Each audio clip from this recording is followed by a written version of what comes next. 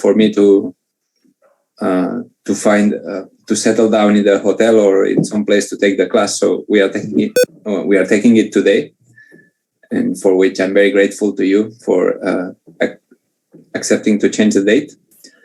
And also because it's a Sunday here and there is much preparation going on from my part, today we will not take a break, and we will do 1.5 hours continuously. Also, as you know, today our plan was to discuss an article, the one that you can see on the shared screen. This article is Argumentation, Dialogue, and the Kathavatthu by Jonathan Ganeri. And this is going to be an introduction to our Kathavatthu readings. So far, we have been reading some Milinda Panya, and you are probably still, excuse me, you are still waiting for the internal exam, for the midterm exam on Milinda Panya. That's going to be next week. That means next Monday, not tomorrow, but the other Monday. It's going to be very short, so don't worry about that. Whenever Tika will take care of that. So for today, we just meet here and discuss this article. So when we are reading an article, especially when we do it in a class like today, I would like to point out a few things. This is about reading secondary literature. It's about reading scholarly literature. And I'm not so sure how much experience you have in reading such types of articles or papers. Usually it's called an academic paper. There's a paper on that. So that's a paper. It's not a book. It's just an article. In this case, you can see that it's relatively short. It's 10 pages. Actually, the last page is the notes. So it's 9 pages. Well, actually, you see, the last page is basically half of it is notes. The first page is just this information. But it's actually 8 pages. Yeah, it's a short paper. Some papers, they are longer. They can have 30, 50, or even 100 pages. But usually a paper is something like this, something very short with a very clear idea that is developed very synthetically, very concisely, and it basically goes to the point. So here, excuse me. When we are reading articles, and for instance, we find them at the GStore or some of these online repositories of articles. Do you know GStore? I'm going to write it. No.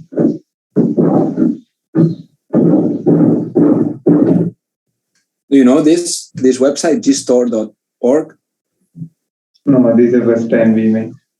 Really? Yes. So this is actually where you see here, that's where I got it from. Let me check. The GStore, this is where I got the article from. And this is the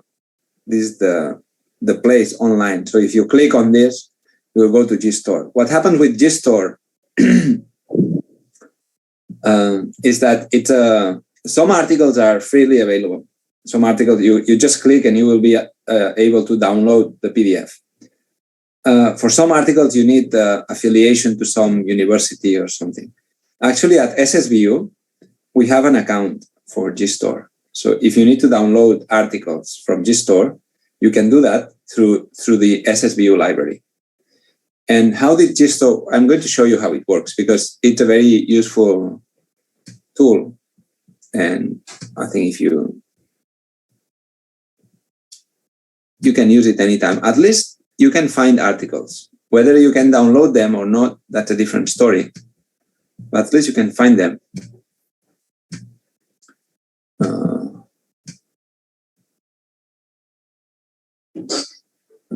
One second.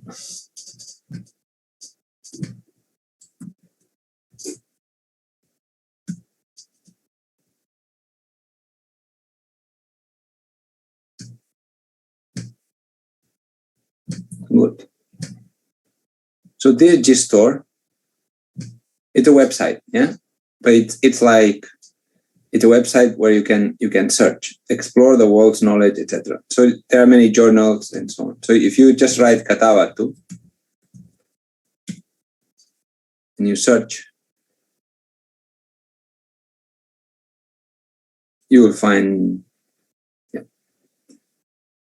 292 results. That means there are 292 articles or papers or something that are related to Kathavatthu.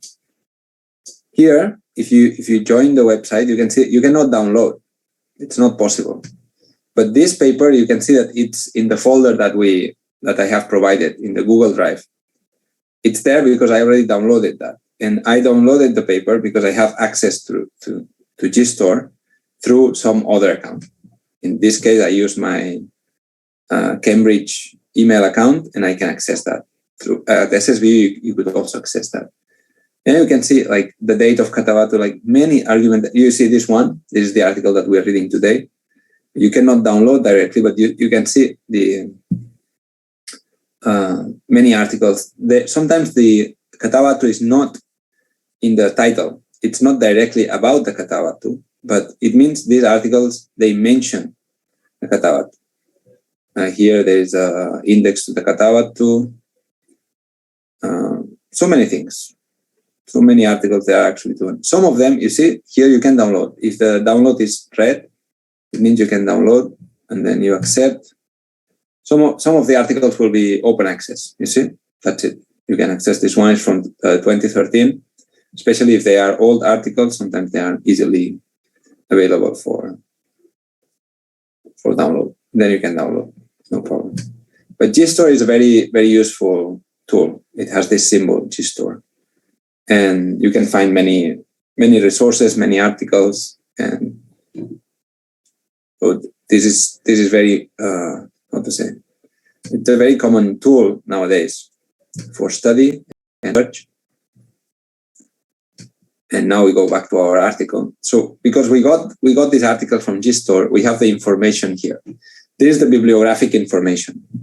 And now probably you are saying, well, this is a course about the Kathavatthu.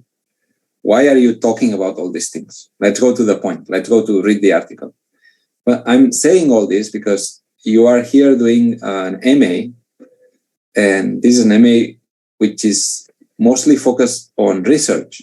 So ideally at SSBU, you are being trained on how to be a good researcher. And in order to do that, you have to understand how research is done.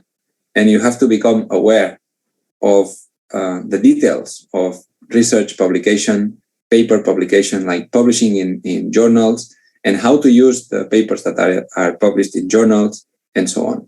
You have to pay attention to these details, because when you propose an argument, when you write an essay, and you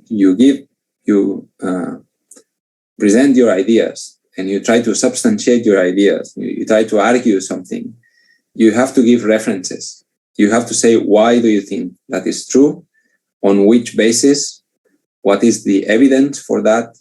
Is it your own research, or is it someone else who has said that? If it's your own research, you have to show it. If you are relying on someone else, which is most of the time, that's what we do. We have read something in a book or in an article, and we mention that. But then we have to cite. We have to give the proper citation, and we have to know the good sources of information. So in this case, you can see that here we will see a title, Argumentation, Dialogue, and the Kathavatthu. The author is Janardhan Ganeri. Janardhan is the name. Ganeri is the surname or family name. Yeah, usually that's how it works. And the source is the Journal of Indian Philosophy. Have you heard of this journal? Do you know about the Journal of Indian Philosophy? No. First time? First time. First time. Okay. So internationally, this is one of the journals that are well respected in terms of anything related to Indian philosophy, Indian thought, even Indian religion. So this journal is a well-respected journal, is a peer-reviewed journal. And if one day you publish in the Journal of Indian Philosophy, then that's very good. It gives you many points because it's good, it's peer-reviewed, it's a well-respected journal.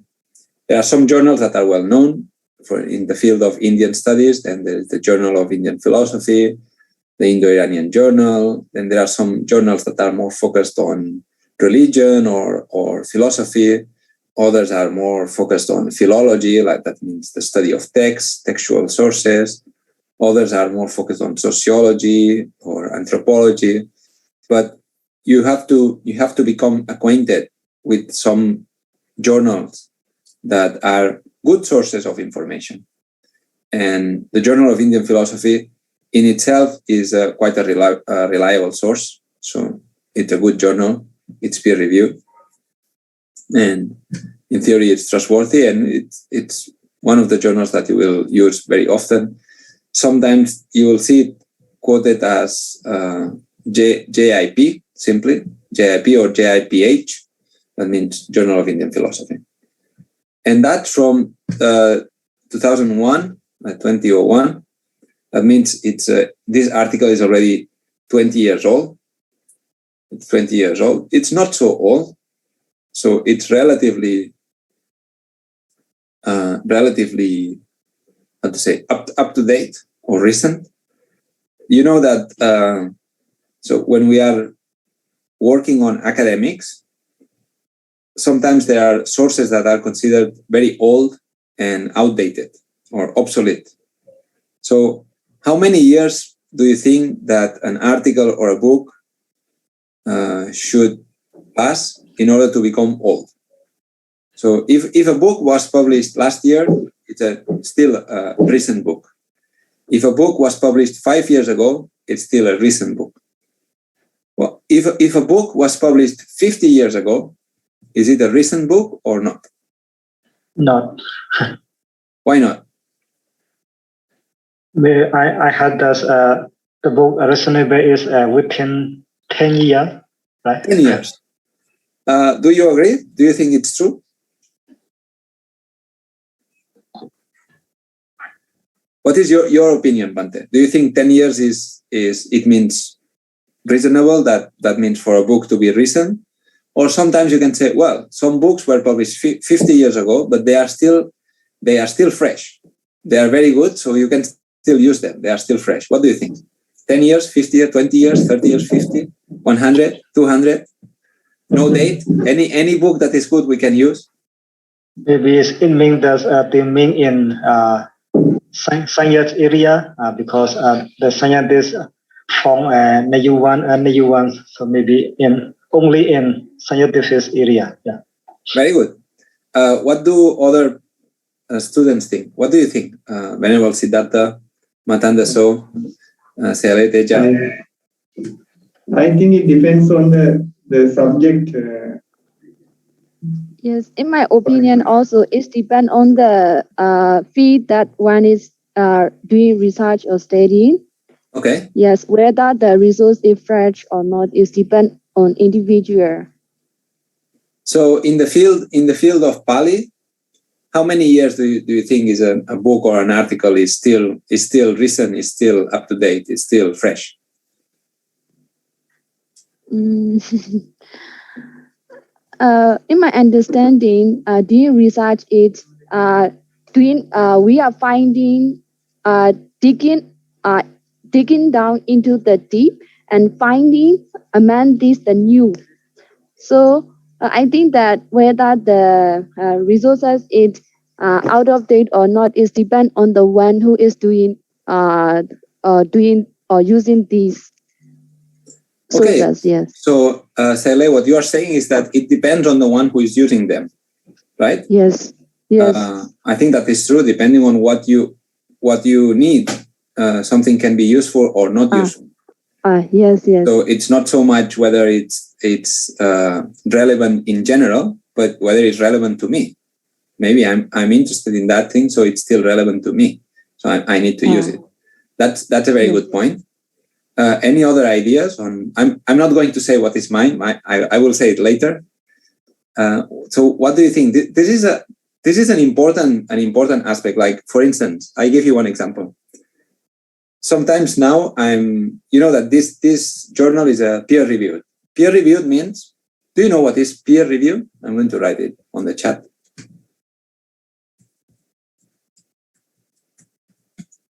Peer review journal, peer review.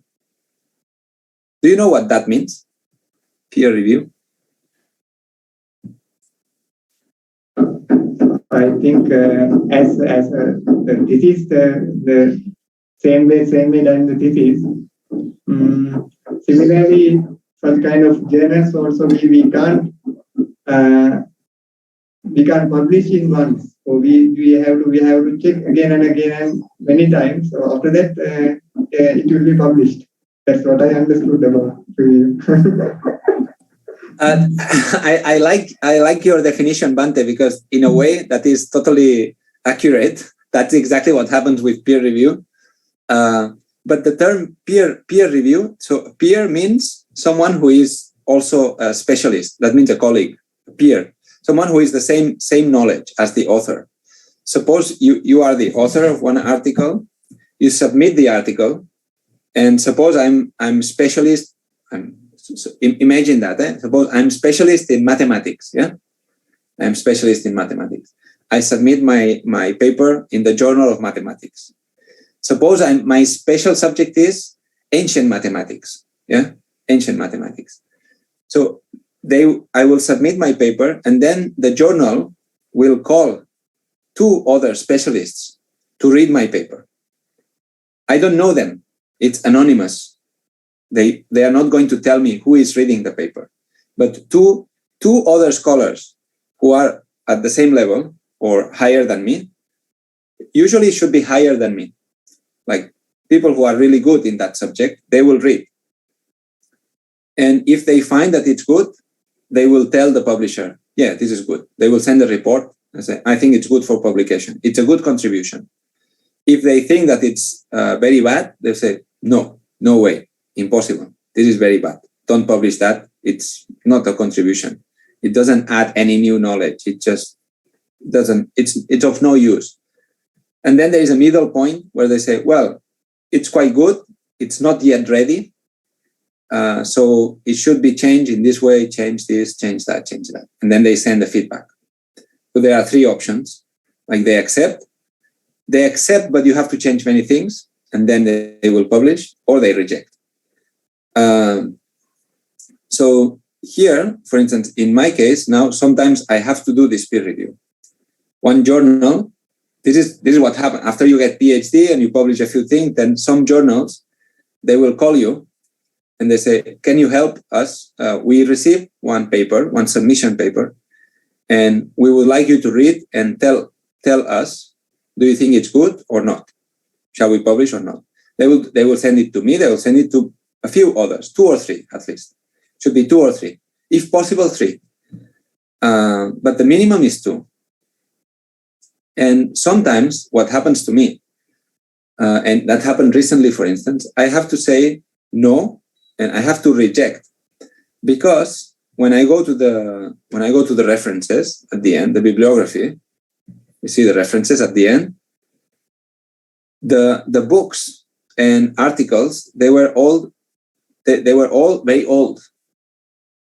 He was like, he or she, I don't know who was the author. Like the peer review, we don't know who is the author. They don't know who it's kept anonymous, yeah? So that we don't know. And everything was very old and outdated. But in that case, what do I mean by old? If someone published something after that, then that article or that book becomes older. If many people published after that, it becomes obsolete. Obsolete means it's already, it's too old, let's say. It's not enough. Obsolete. It's no longer useful as a secondary reference. You can refer to it, you can discuss it in your literature review, but you cannot use it as your main reference. Yeah. So if we are reading the Kathavatthu, I cannot just use books written 100 years ago. Why? Because many people during the last 100 years, other scholars have been writing on this. They have been doing research, and I need to pay attention to what they say. Of course, I can refer to the book that is very old, no problem. You can always refer to that. But not only that, not only. You have to include the most recent sources. Sometimes, in a specific area of study, for some reason, people don't, that area is not interesting to anyone for many years. So maybe for 20 years or for 50 years, almost nobody has published anything. Then, of course, our most recent source is 50 years old. That's because after that one, nobody published anything. They forgot. Maybe they moved to a different area. It was not fashionable. You know, there are many fashions in the academic world. Sometimes something is fashionable. Maybe today, many people write about Buddhism and climate change because we worry about the climate change. But 50 years ago, no one cared about that. If you try to find an article about Buddhism and climate change 50 years ago, there's nothing. They didn't care. Of course, in the Buddhist literature, you can find information about Buddhism and ecology, Buddhism and whatever. But at that time, they didn't pay attention to that. So each period, they have different occupations. And sometimes it can happen. It could happen that for a very long period of time, this area of research is abandoned, is neglected. Nobody pays attention. Nobody publishes on that. That means that the most recent source is getting older. But it's still the most recent one. So we have to use that one. But if there is something written after that, then we should always pay attention to the most recent papers. This is very important. We have to keep up with the publications. Yeah, it doesn't look good if someone published something last year about the Kathavatthu, and I'm writing about the Kathavatthu, and I don't mention that. Yeah. So my question now is why? Why should I pay attention to the most recent ones? What do you think? Is it because they are new and original, or why? So what is the reason why we should pay attention to the most recent in the last? I think they have used the previous journals and previous articles because they can see some defects of the previous articles, and new writers could approach new approaches depend on the previous articles. As I heard that we are stand on the giants, and when we see far, the standing on the shoulder of the giants. That's very correct, Bante. Yeah, that's the key. The most recent article includes the old one, but the old one does not include the most recent. Someone who wrote last year, that person already has read the previous literature. But if you go to the book written 100 years ago, that person, he only knew that much. He hadn't read what was yet to come in the future. It was impossible. So the most recent literature in academics, it already includes and discusses the previous literature. This is how it should be. If it's a good piece of academic writing, it should discuss previous works, as Bante says, being on the shoulders of giants. That means we are not creating anything new. We are following a tradition that is very long, and it's a discipline that is already established, and then we need to know what has been said before. Also, we need to know whatever has been said before us so that we don't repeat things or that we don't make mistakes. So it's quite good if we can read everything that has been published on the Kathavatthu, if possible. That's why also when you take one subject for MA thesis or PhD, you probably know that your supervisor always says, please make it a very narrow subject, very specific, very clear, and just try to focus on one point. And many students don't like it. When I was a student, I didn't like it. I want to study the big, the big thing, the great, I don't know. Suppose you study. In my case, maybe I'm interested in the Sutta Nipata in early Buddhism, or let's say I'm interested in early Buddhism. I want to write my MA thesis about early Buddhism. But do you know how many books and papers are written about early Buddhism? Just as a subject, early Buddhism. Even in my whole life, I cannot finish reading that. There are some scholars who specialize in early Buddhism. They work on early Buddhism the whole life, and they cannot read everything. They don't have time to read everything. And so one has to choose something that in which you can actually read whatever has been written. And that's the role of the supervisor, is to try to say, well, be careful, because if you go into that subject, it's difficult that you will be able to master. You have to master the discipline and then say something new. So at the level of MA, you are at the level of master. That's a master degree. Your role is to master the discipline. You are not supposed to say anything new, but you have to master. Master means you have to read everything that has been written. Yeah. If you do that, then you are a master of the discipline. You own it. You are a Swami. Yeah. You are Acharya in that case, but you are Swami. You know that. You can become a master in Kathavatthu, probably, because you can probably read the Kathavatthu along with the commentaries, along with all the papers written on Kathavatthu. You can do that in 2 years. Yeah, you can. You can do. Kathavatthu is just one book. But if you want to become master in Theravada in 2 years, that you cannot do. You cannot write a paper on Theravada in 2 years. You cannot read everything. You cannot read the whole canon with all the commentaries. So we have to be selective and choose a specific topic, because when we are going to write about this, we need to read, we need to find everything that has been published on that topic. This is our role. I'm not saying this is the role of any person, the regular person or the regular student or the BA student. At the BA level, you just need to read one book about it, general book. You have a general idea. You need to have a general idea. Yeah, it's like a map. When you are at BA, you need to know, for instance, the map of, I don't know, suppose the map of one country, I don't know, the map of China. You need to know the shape of the country, what are the important cities. Forget about the small cities. Yeah, just the important cities, the important rivers, important mountains, whatever is important in that country. Now, at MA level, you have to know everything about something. So you cannot know everything about an entire country, but maybe you know everything about one city. Yeah? Then you become master of that city. You know everything, for instance, in the city of Shanghai.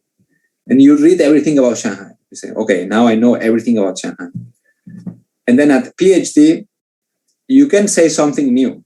You can do new research. See, whatever we don't know about that city, you can do research and try to find.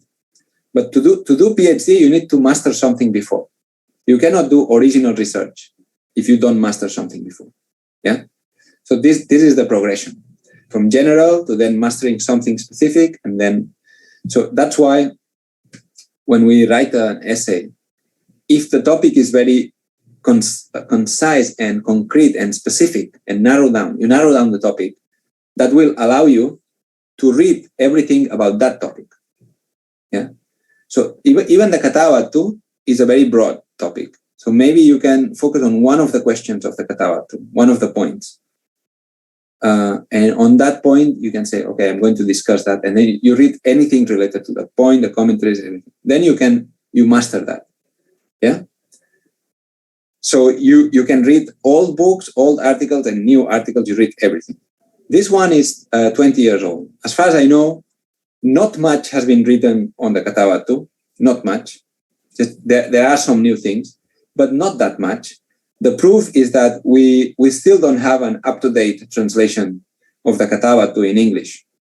If you check the resources for this course, our translation of the Kathavatthu is still the old one, the Xuezhan Aung and Rhys Davies. So that book is 100 years old. Is it relevant or not? It's 100 years old.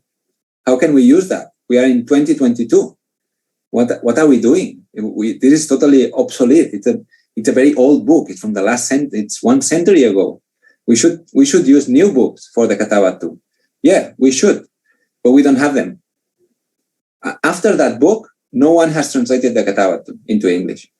No one. So if we go back in time, the first one, the most recent one, is 100 years old, and that happens with many books actually.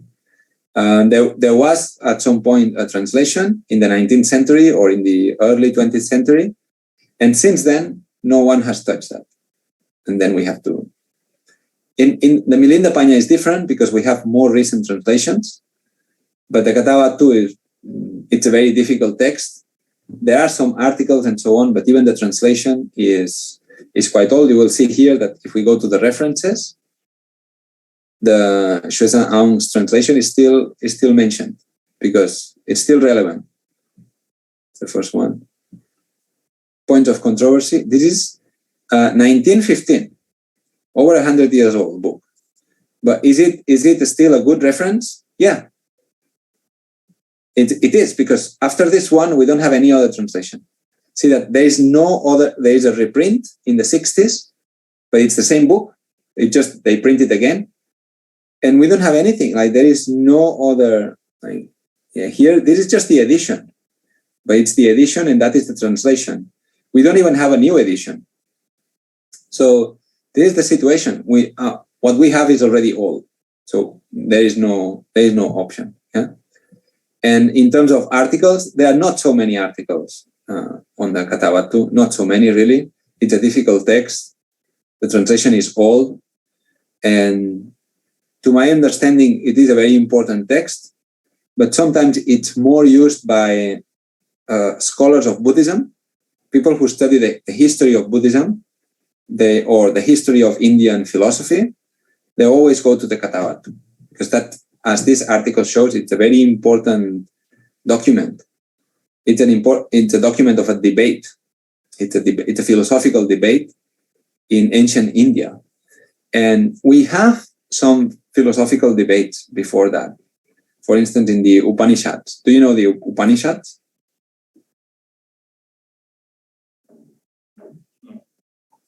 I think you are muted, Sailet. I just have heard Upanishad, but I don't know what is it. So I have heard. The Upanishads are some Vedic texts. They belong to the Brahmanical tradition, the Veda, the Vedic tradition. And they also contain philosophical discussions. Also in the Pāḷi Nikayas, in the Digha Nikaya and in the Majjhima, you find many examples of dialogues. That means conversations between the Buddha and someone. And these are kind of philosophical discussions.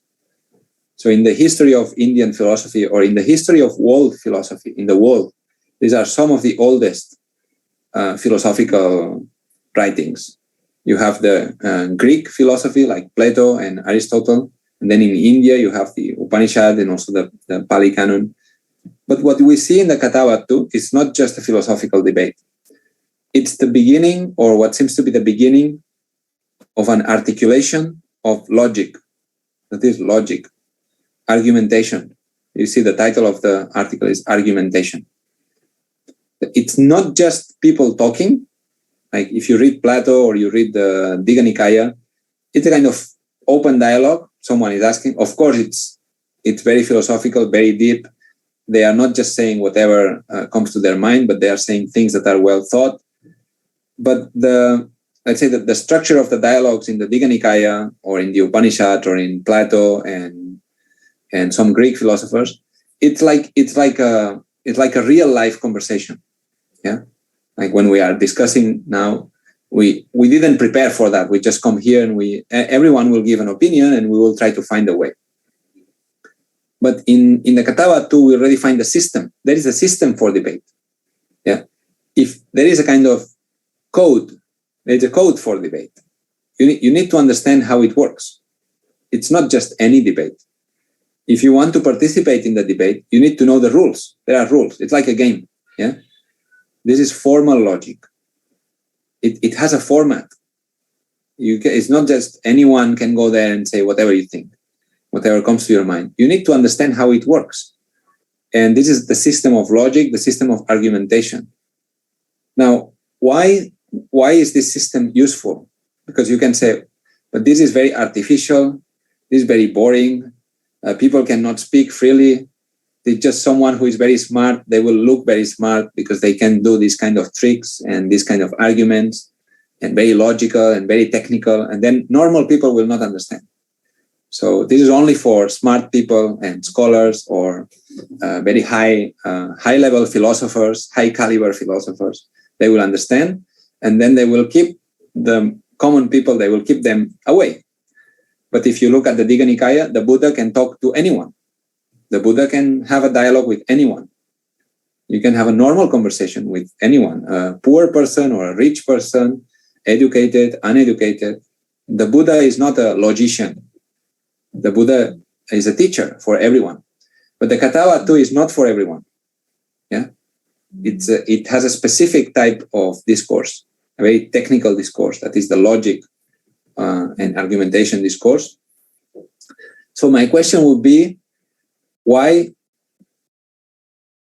is the benefit of that? Is there any benefit, or just because Moggaliputta Tissa, he was very smart and he wanted to show off and show how smart he was, and then he created this book in this style that is very difficult, and so we have to keep it in the Abhidhamma because it's so difficult that we cannot have it in the Dhamma. It has to be in the Abhidhamma. It's very technical, very difficult. What's the point? Is it necessary? We already have the Digha Nikaya. Why do we need this dialogue? According to Theravada history, so we had a problem with some other schools and other teachings. Therefore, whenever Moggaliputta Tissa Bhante wanted to clarify the fundamentals of the Theravada tradition, and that's why he used the special method. That's what I understood. Right. So the question here is, even at the time of the Buddha, there were some people who had different ideas, right? And then the Buddha will discuss with them, and that discussion is clear. It's not in the Abhidhamma, it's in the Dhamma, in the Sutta Pitaka, and anyone can read that. And we can read that, and then, I don't know, in the Ambata Sutta, for instance, and the Buddha is discussing with someone, with a Brahmin or someone, and there is a discussion, there is a debate. We can read that. It's easy to read. It's easy to follow, easy to understand. They are not using this type of technique. So why, if Moggaliputta Tissa wanted to create a dialogue, why not creating a dialogue like the Digha Nikaya? Why he has to use this very difficult style of logic and argument and syllogism or inference? What's the point? Why not using? Why he doesn't use the like in the Digha Nikaya? Also, we have seen the Milinda Panya. The Milinda Panya is easy. He uses the style of the Nikayas. It's an open book. Actually, that's why the Milinda Panya, when someone is included in the canon, in the Tipitaka, it doesn't go to the Abhidhamma. It goes to the Sutta Pitaka in the Khuddaka Nikaya, because it's open Dhamma. So with the Kathavatthu, what's the point of writing in this way? Why he didn't do it easy? Why he had to do it so difficult?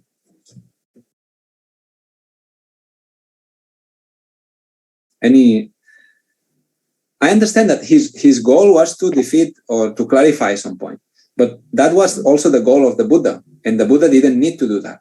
The Buddha spoke very clearly. Can I say? Sure. Yes, in my opinion, I heard that at the time of the Buddha, there are different parties, like compared with the Buddhism, who is trying to how to say, I don't know how to say, like comparing Buddhism and the perspective of Buddhism and any other perspectives of their belief. Yes, so I think that this conversation is trying to I don't know how to say. I'm sorry. Actually, this conversation is mainly focused on like to against when the other party is trying to attack Buddhism. And this is my understanding. Yes. Okay. So I think I get the point. So yes, in the case of the dialogues of the Buddha, he is basically exchanging views with people who have different thoughts. But in this case, this is more like a debate. It's more like someone is challenging. yes. One is challenging the tenet or the doctrine of the Buddha or the Theravada Buddhism, or however we would like to call it, because that's another issue. Yes. Yes. And that's why he has to. I think you are on the right track, in my opinion. Thank you. Yes. But I mean, I don't have the final solution, but this is a good question, I think. Why the Kathavatthu is written in this way? Yes. Why is it so difficult? Is there should be, in my understanding, there should be a reason. There should be a benefit. If the author of the Kathavatthu decides to write it in this way, it should be because if he writes it in this way, he will get something that is important. Yeah. In the ancient times, the people, they didn't have time. They couldn't waste their time. Yeah. They didn't do difficult things because they like to look smart. Actually, they try to do it as simple as possible. But sometimes you cannot make it simple. You have to make it difficult. It's the only way. It's the only way if you want to reach your goal. In this case, there is one important goal here, because this is a debate between Buddhists. It's not a debate between Buddhists and non-Buddhists. The Kathavatthu it's an internal debate between Buddhists. So something that is very important here, it's the Sangha. And there should be common understanding. Yeah. So we need to find a system that everyone will accept. This is the thing.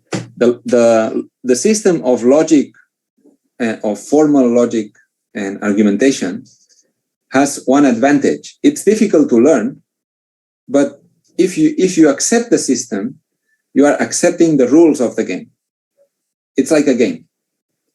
So when you play a game, suppose you play chess with someone. Do you know the chess, the chaturanga? How do you call the chess in Burmese? Chess. We call check in Myanmar. Yeah, also chess. The chess, the game, no? Yes. If you play chess, both players. Okay, I have the white and you have the black pieces, maybe, but we have the same pieces. Same. I have the pound, you have the pound. I have the queen and the king, you also have. We are equal. And we follow the same rules. We share the same rules. Because we share something, then we can play against each other. We can clash. So on the one hand, you can say, well, this is my rival, this is my opponent. I'm going to defeat the opponent. And the opponent wants to defeat me. Yeah. So we are clashing, we are fighting. But we follow the same rules. We only have one set of rules. We share something. We have to agree. Before we start fighting, we have to agree. Yeah. Without this agreement, we cannot fight. This is the beautiful thing about dialectics. The dialectics or the argumentation is a fight. It's a debate. One against the other. They want to fight. But if you want to fight, before fighting, you have to be friends. You have to agree. You have to say, wait a second. What are the rules? We will do this rule. We will do that rule. Do you agree with the rules? Yeah, I agree. So before the disagreement, there is agreement. First thing, we agree. We agree on some basic rules. After the basic rules are clear and we all agree, then we disagree. Yeah? You understand? This is the funny thing. Otherwise, we cannot disagree. We cannot have a debate because we don't have common rules. If we don't have the common rules, anyone can say anything and we will never convince the other person. We will never win or we will never lose. Basically, we will always lose.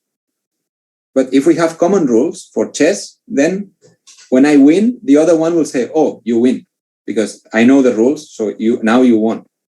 So the other one will say, you won. He will accept. If there are no rules, no one accepts any. It's like today is like the war in Ukraine. There are no rules. So there is no one can accept that someone is winning or losing because this is just a war. It's barbaric. It's not based on any civilized understanding. So this type of war is very barbaric. But the dialogue is not a war. The dialogue is a fight, but it's not war. It's a fight that takes an agreement as a point of departure. The dialogue is like the United Nations. They share something, and then they can disagree. But before that, you have to agree on something. You agree that we have to respect human rights. You agree that we have to respect this. We agree that we respect the international law. And after that, we disagree. After that, we try to change something. But we need to agree in order to convince someone. Yeah. For instance, I can have a debate with you, but before the debate, we say, first we agree one thing. If someone is living in Myanmar, that person cannot be living at the same time, exactly at the same time. He cannot be living in India. You can live in one place at the same time, right? So this type of thing, we all agree. Good. And we can accept a few principles. These are the rules for the debate. So even though in any debate, two people disagree and they fight, actually they also agree. They agree in the rules, in the technique of argumentation. And that's why the Kathavatthu is different. It's different from the debates in the Digha Nikaya. And it's different from the debates in Plato or the Greek philosophers in those debates. It's different from the debates in the Upanishads. Because the Kathavatthu plays according to the book. It plays according to the rules of logic. And these rules are accepted by everyone. Any Buddhist, whether you are Sarvastivadin, Theravadin, Puggalavadin, they have different views, but they all agree in the system of logic, in the system of discussion. They accept the rules, and then they play the chess of the debate. But it's the same rules for everyone. Yeah? They don't discuss the rules. They don't question the rules. They question the idea of the other, but they don't question the rules of the debate. So to go back to the question, what is the point in making the dialogue so difficult? The point is, or the benefit is, that in this way, it is possible to win. It is possible to convince someone. It is possible to refute someone. Like in the chess, you can win because they all play by the same rules. That's why you can win. You can, and the other one can accept defeat. They can concede the defeat. They say, oh, well, yeah, you are right. Because actually, maybe my argument is contradictory. First I said this, but now I say that, and there's a contradiction. So I'm done. I lost. This is the benefit of the rules of the debate. Yeah. Any question? Do you understand what I mean with this?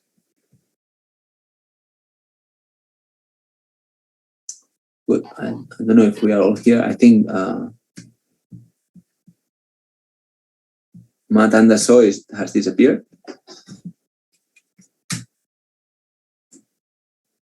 But sometimes she has problems with the internet.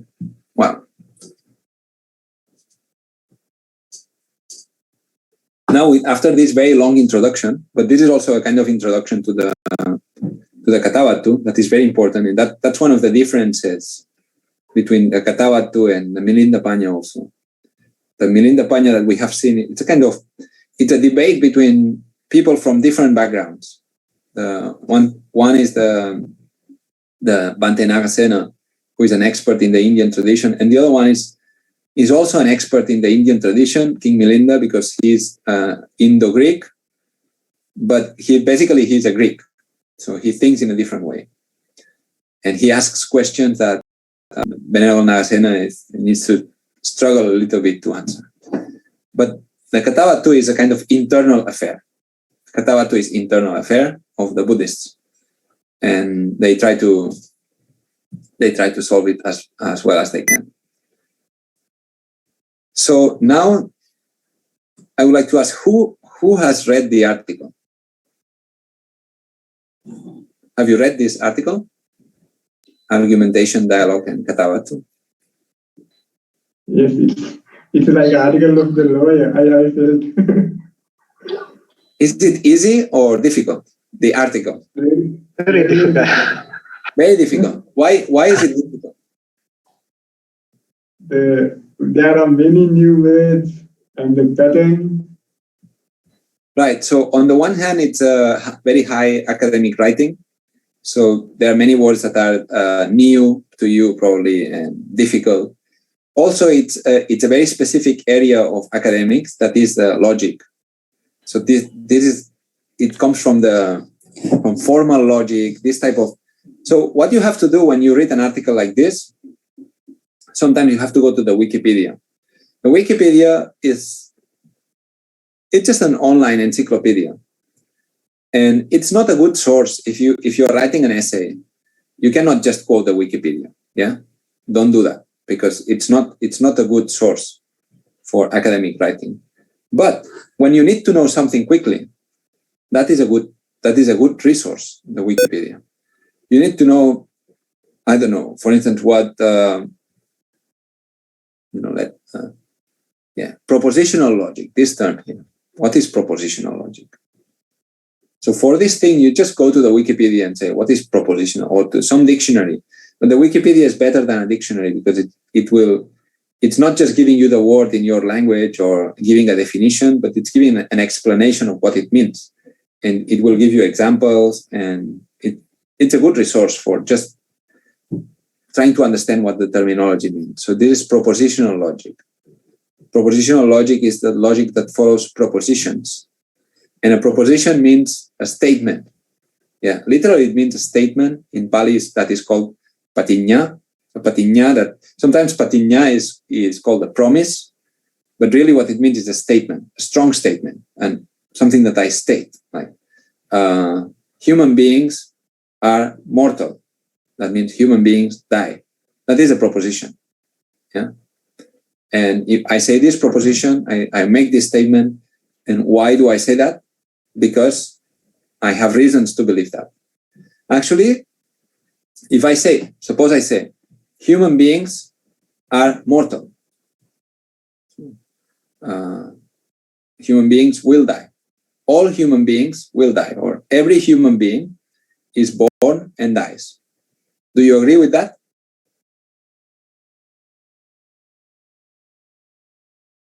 Is it true? Is it not true? No. No. It's true or not? No. So some human beings, they don't die? Yes. I think so. Which one?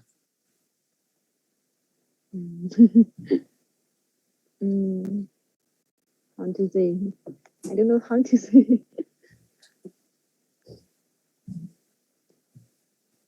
But actually, according to the Buddha, human beings will die, no? They will have to, if there is jati, there is marana, no? Yes. But do you say that some human beings, they don't die? You mean because they attain nibbana?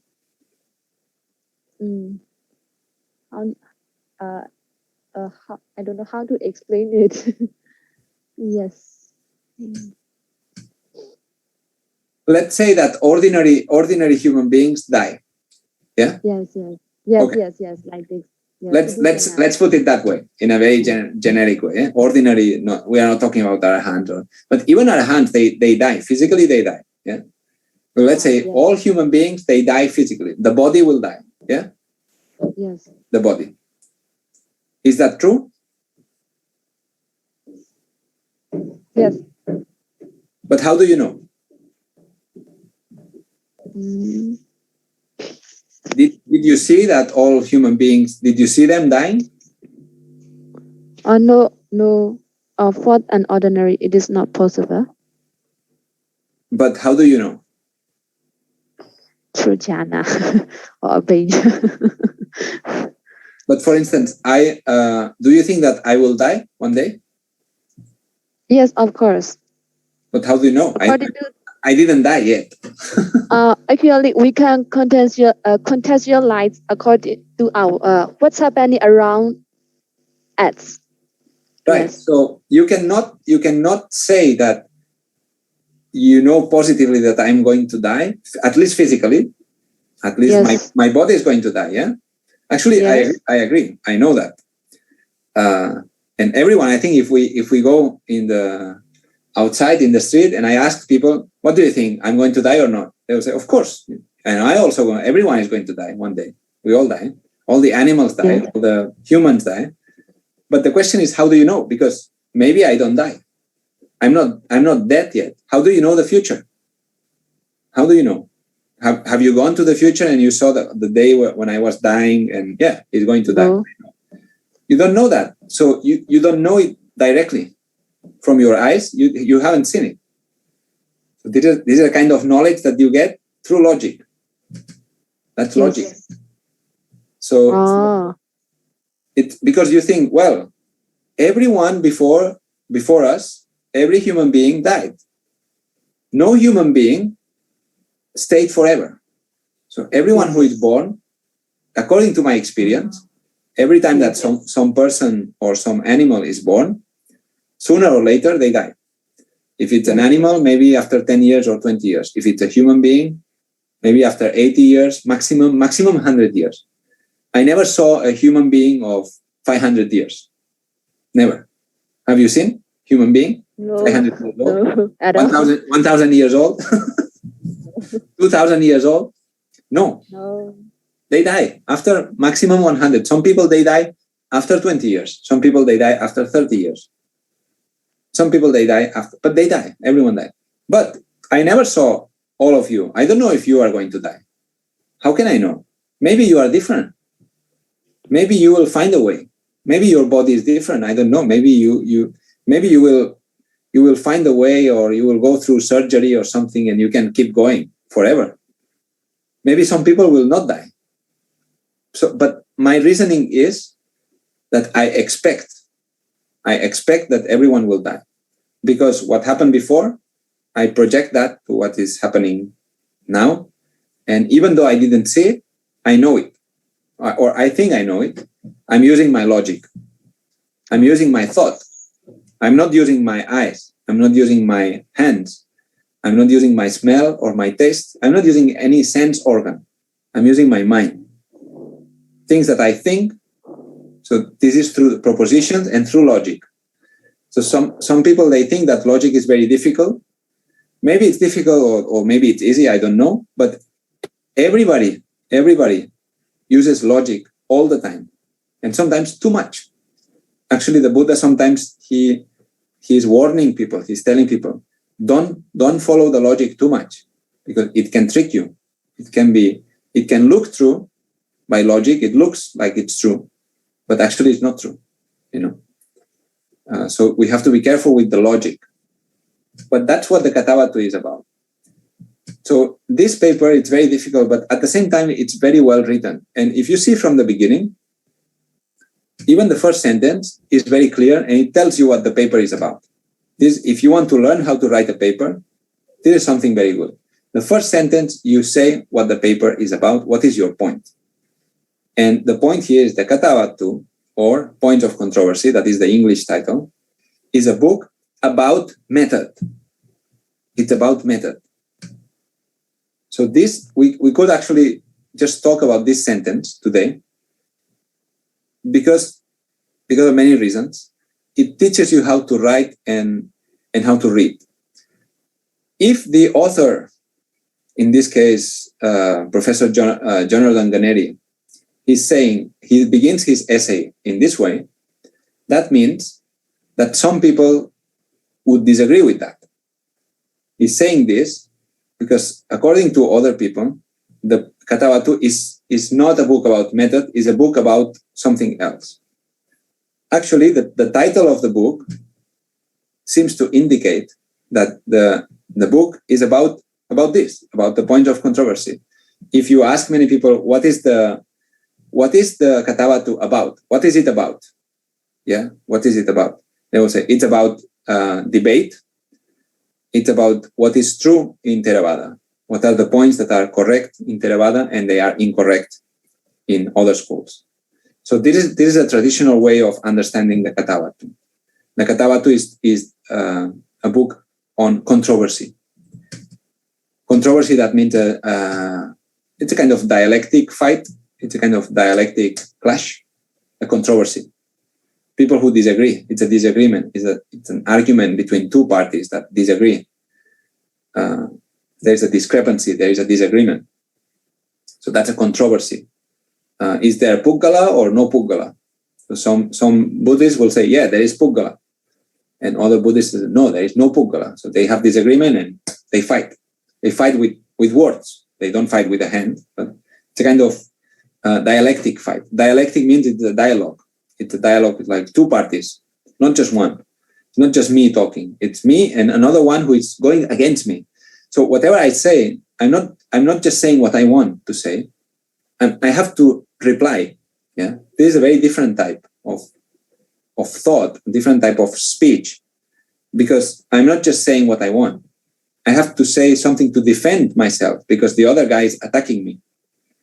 Suppose there is a Puggalavadin and he says, actually, what you say, Mr. Ruiz Falquez, what you say is wrong. Your point of view is wrong. There is there is a Puggala. You say there is no Puggala, but you are wrong. There is Puggala. Then I have to say something. I have to reply.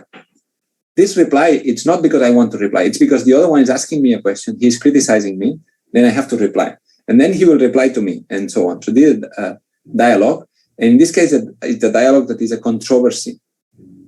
It's a controversy because there is no clear, it's not clear who is right. It's not clear. There is a kind of dialectic fight. But the author of this paper, he says that the book is about method. Actually, this controversy is a secondary point. What is important in the Kathavatthu is the method, to give the instructions or to give examples or to give a model for a method of debate. And this is what we were discussing before. What is the hallmark of the Kathavatthu compared to other dialogues is that it follows a very strict, very restricted method. It's not just talking, yeah? It's talking in a specific way, asking a specific type of questions, answering according to this type of method. So the main point of the article is this: the Kathavatthu is a book about method. But to understand this sentence, we have to understand that many people will not focus on the method in the Kathavatthu. They will say that Kathavatthu is about controversy, is about the correct interpretation of Buddhism, is about this or about that. But this author, he wants to point out, actually, these things are secondary. What is most interesting, what is most important in the Kathavatthu, what it is really teaching us is the method for the debate.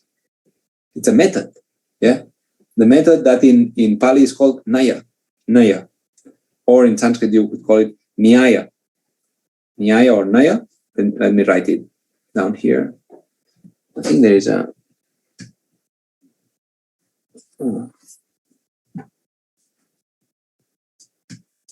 Let me see if I can use the whiteboard, because now there is... Can you see the whiteboard? If I write it here, Naya. Let me make it bigger. Wait, disappear. What happened?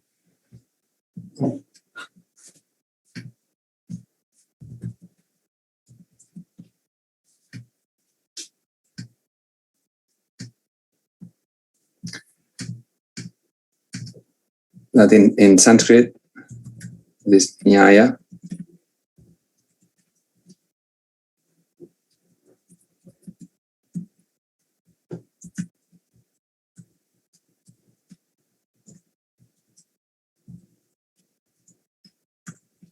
Something like this is Naya in Pāļi. Oh. I cannot use the italics. Anyway, but you can see it, right? The Naya or the Nyaya. So in other words, what Ganeri is trying to say with this statement at the beginning is actually the Kathavatthu is a book about Nyaya. It's a book about Naya or Nyaya. It's about the method of debate. teaching this method is part of the teaching of the Kathavatthu. It doesn't just teach you that whether there is Puggala or there is no Puggala. If you remember, this is the first question of the Kathavatthu. And if you remember, in this one and in many other questions in the Kathavatthu, it's not clear really what the final conclusion is not clear. It seems that there is still, after finishing the question, there is still something open about the debate. Like someone says something, the other one says, replies, and that's it. That's the end of the point. We go to the next one. So what that means, according to Ganeri, is that what is important here is the method. It's not the conclusion. It's not where we reach, but just that we follow a certain method, and that is accepted by all Buddhists. So I would like to know more about your opinion and your questions about the article. It's mostly centered on the first question of the Kathavatthu.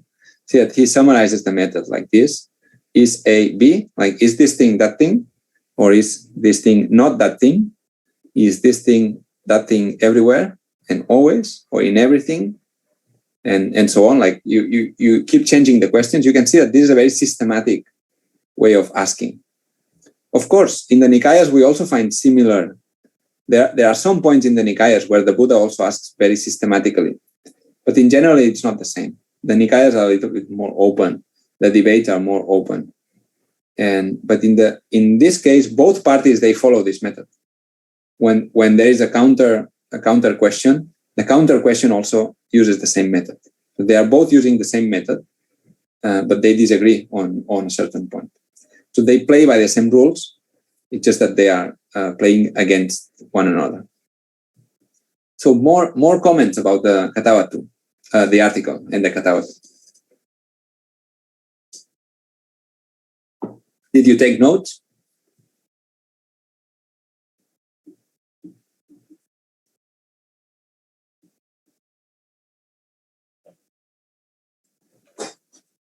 Highlighted some special points. Please, Bhante, go ahead.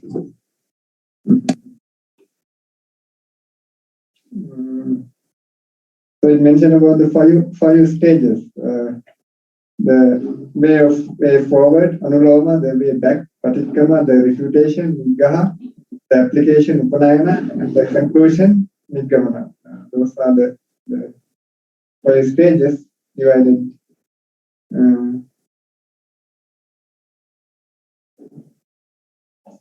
And about it's not a pro-argumentation of counter-argumentation, it's a counter-argumentation, and that's what emphasized. Sorry, what is a contra-argumentation, if we take this term?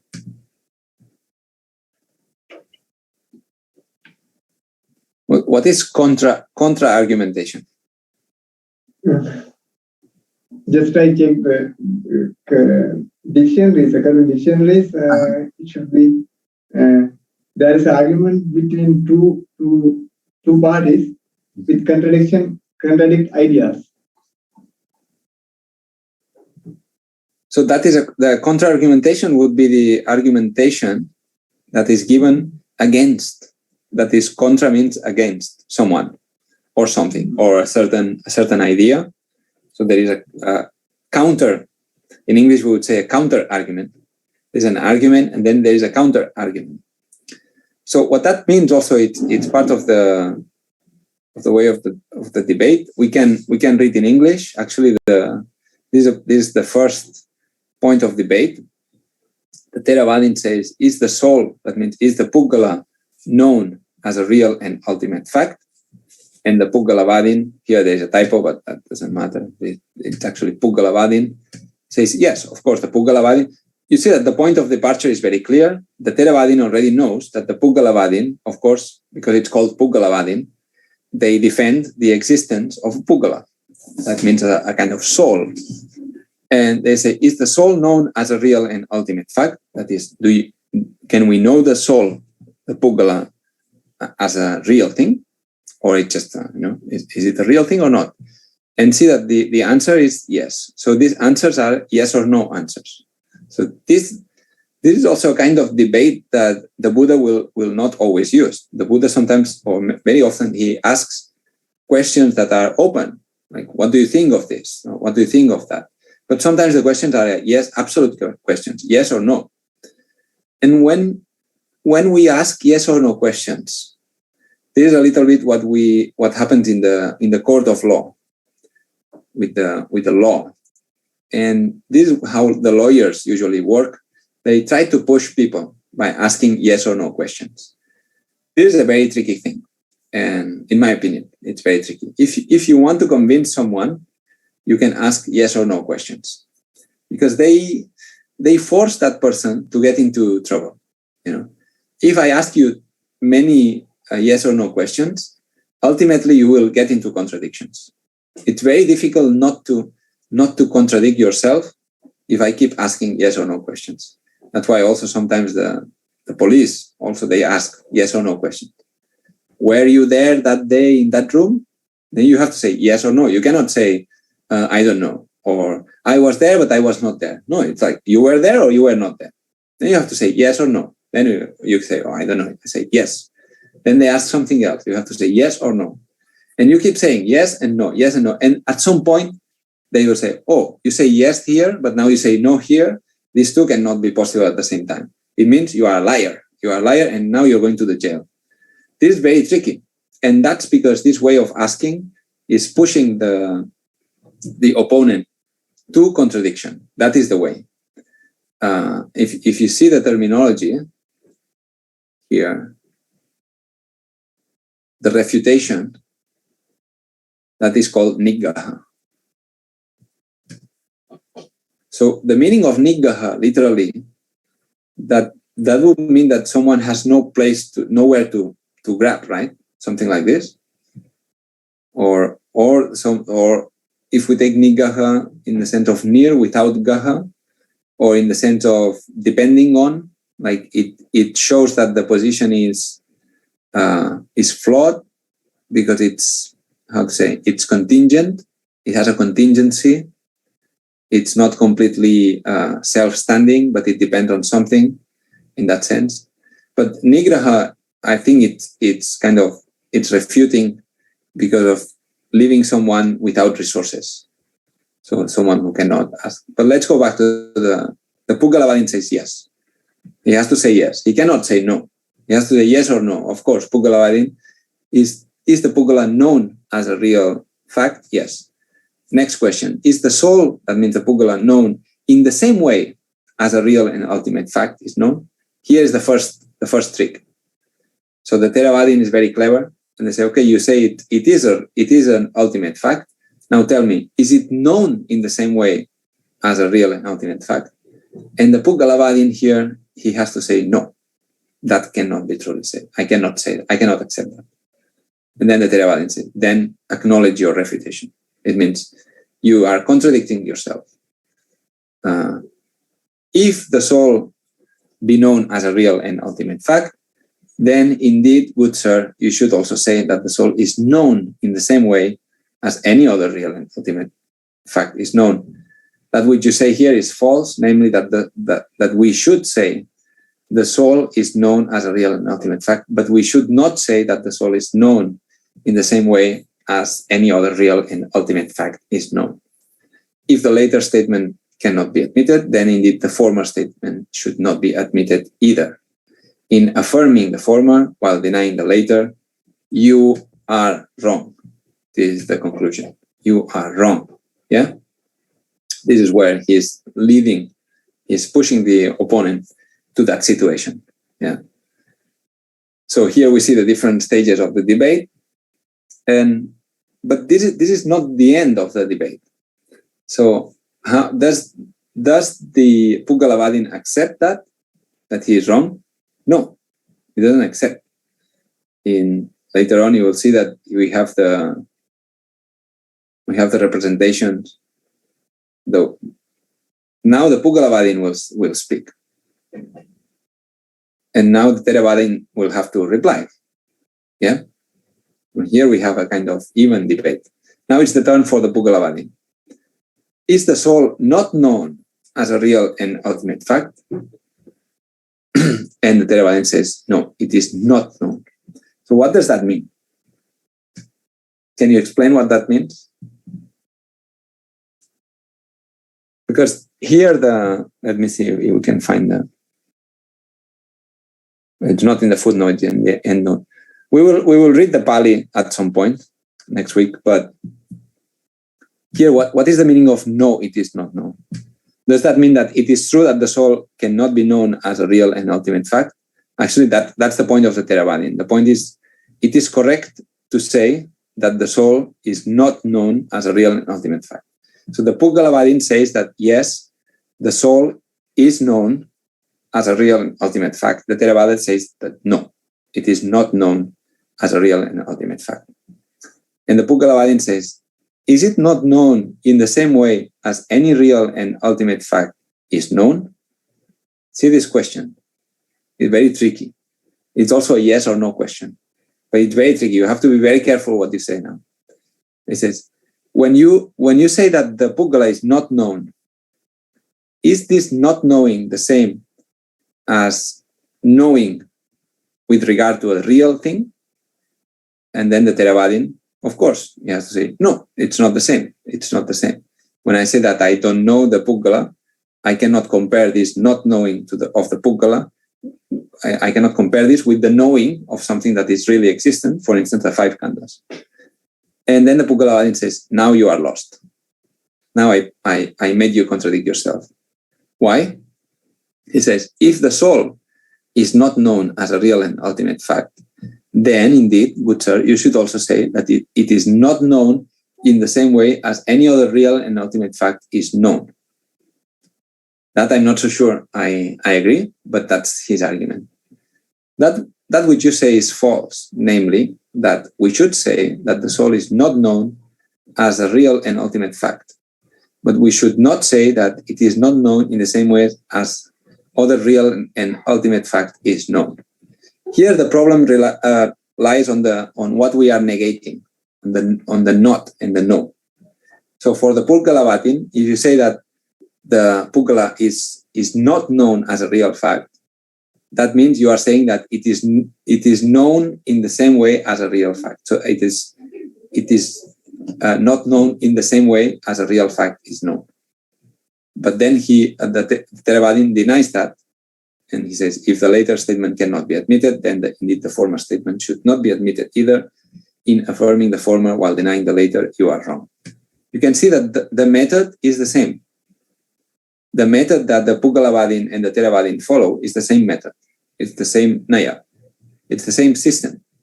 They both follow the same system, like the two chess players. They play according to the same rules.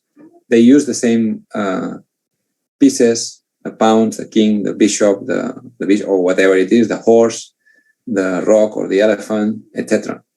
They use the same tools, but they just disagree on the topic. And they use also similar ways of argumentation. Yeah.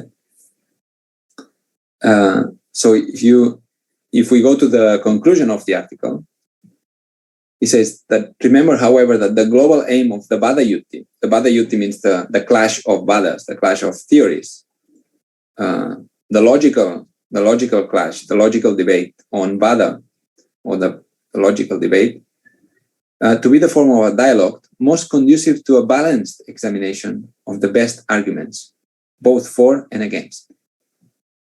So this is not how the Kathavatthu is presented many times.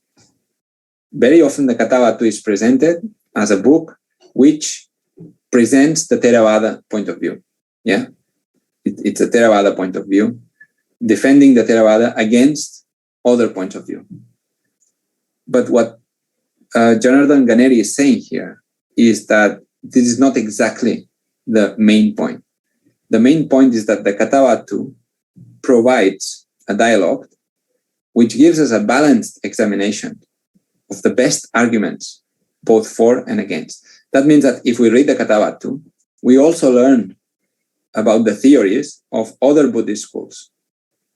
Yeah, we learn about what is the point of the Theravadins, but we also learn about the points and the arguments, and very good arguments sometimes, of other schools. And they also had arguments against the Theravada. And these arguments are recorded in the Theravada, which is a very fair thing to do, because it means that the Theravadins, they accepted, they agreed to receive some criticism. Yeah. If you are in Sri Lanka or in Myanmar or in Thailand today, it is very difficult that the Theravadins will contradict the Theravada from inside. So probably the debate will be maybe with people from another religion. Maybe some Christians, they criticize Buddhism. Some Muslims, they criticize Buddhism. But within Buddhism, almost nobody criticizes Buddhism. Everyone says, everyone is Theravada. So that's it. There is no debate. But at that time in India, there was debate. And there were many other Buddhist schools. And their views are recorded to some extent in the Kathavatthu. So that's it's a very good source for our knowledge of the history of Buddhism, especially Buddhist ideas and Buddhist methods of debate and so on. And at the end, he says, so indeed, it is a rich account of presumptive reasoning in dialogue. Presumptive means positing different points of view without rushing into a conclusion, yeah, and not so much for its anticipations of formal logic. It is not so much that we are trying to already go to the point and prove that we are right and the other is wrong. And he says that's why the Kathavatthu is a rewarding object of study. That means it's not as narrow-minded as maybe some interpretations would say. It's a text that allows different interpretations and allows for further explorations. And he says it's not based on anticipations. It's not based on already knowing what we have to prove. That is the problem sometimes with debates nowadays. If we are in Taungji, for instance, and there is one Christian and there is one Buddhist. Suppose there is a Christian priest and a Buddhist monk, and we organize a dialogue or debate. This is the most boring debate, I must tell. It's a very boring. Why? Because I already know what the Christian is going to say. You already know what he's going to say. You already know, and I know, what the Buddhist is going to say. Yeah, this is the problem. With the politicians, it's the same. You find a politician from that side and a politician from this side, and they meet for the debate. I know what they are going to say. The one which is left-wing or something, he will say that. The right-wing, he will say that. At the end of the debate, nothing will happen. They will keep their point of view. They will not change their mind. Yeah, it's very unlikely.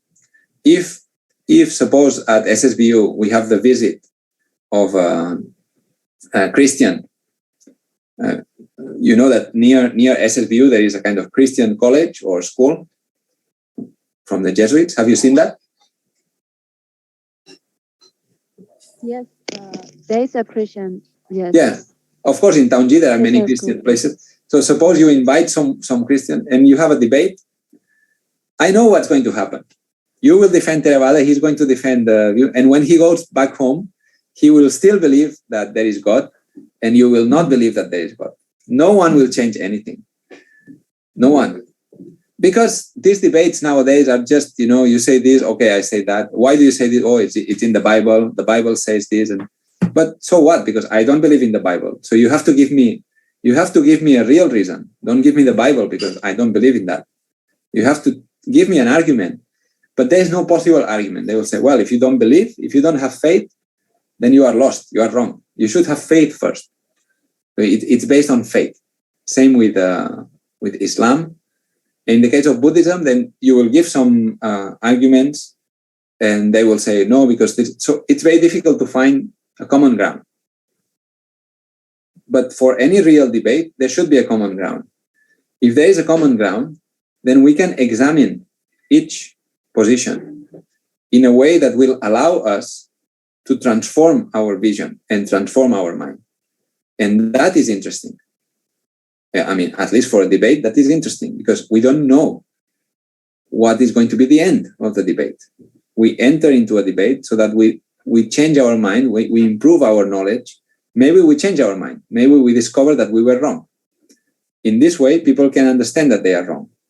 In this, I think we all agree that some people, they do wrong things and they don't understand that they are wrong.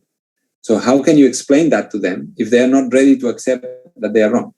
So accepting that maybe I'm wrong, this is a good point of departure. So when we go into a debate, we both have to accept, maybe I'm wrong. Please try to explain me your point. Maybe I'm wrong. I will change my mind. I'm ready to change my mind. But that's very difficult nowadays. This thing is difficult. People go to the debate to smash the opponent, to destroy him, to show that he's wrong and maybe convert him. But this is not the ideal debate of the wise people, according to the methods that we see in the Kathavatthu and also what we see in the Milinda Panya in the first book. As you probably remember, when the Venerable Nagasena says to the King Milinda that if he wants to have the debate like a king, that means like a politician. In our days, it means like a politician. Then Venerable Nagasena doesn't want to have it. I'm not interested in that. But if you want to have a debate like a pandita, like a wise person, like a learned person, like an educated person, then that's fine. And then he says, so what is the difference? The debate of politicians or ideology, then if you say something that the other disagrees, he will be angry and he will try to smash you. But when it's a debate between wise people, they are open, they respect the other, and they are also ready to accept when they are wrong. So with this, we will conclude today, if you allow me. I don't know if there are any questions. Do you have any questions? From next day, we will start reading the portions on the Kathavatthu together.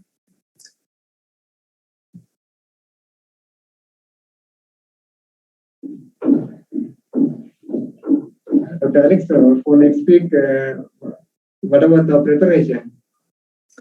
One second, Mante. Let me show you.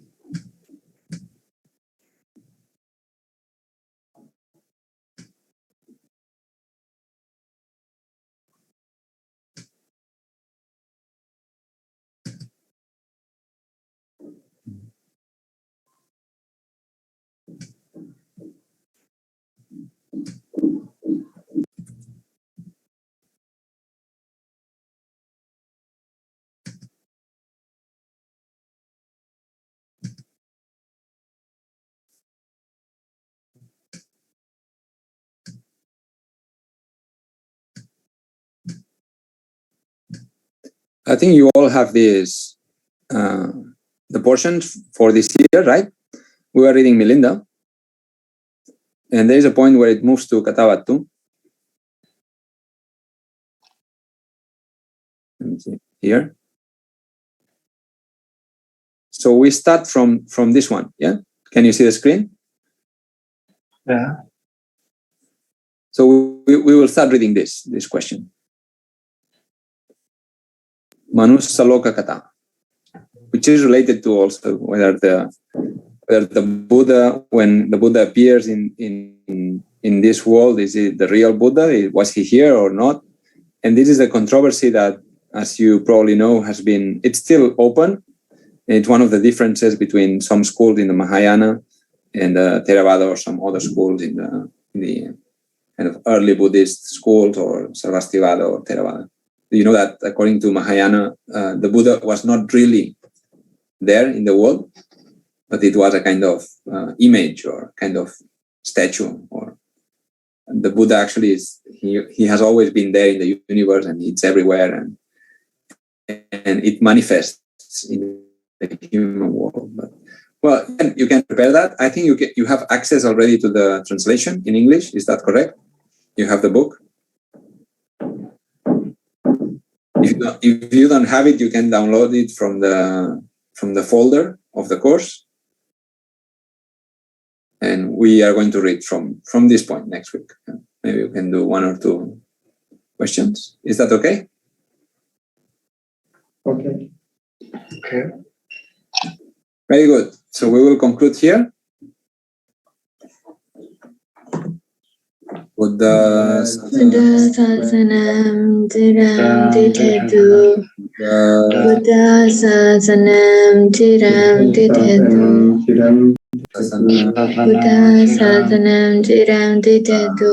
Sadhu, sadhu, sadhu. Thank you very much. Bye-bye. I will share the recording. Recording I think stopped. I haven't shared the other ones, so I will send you now the links if you want to check the former recordings of the class. Yeah? Take care, everyone. Have a nice week. Bye-bye. Bye. Bye.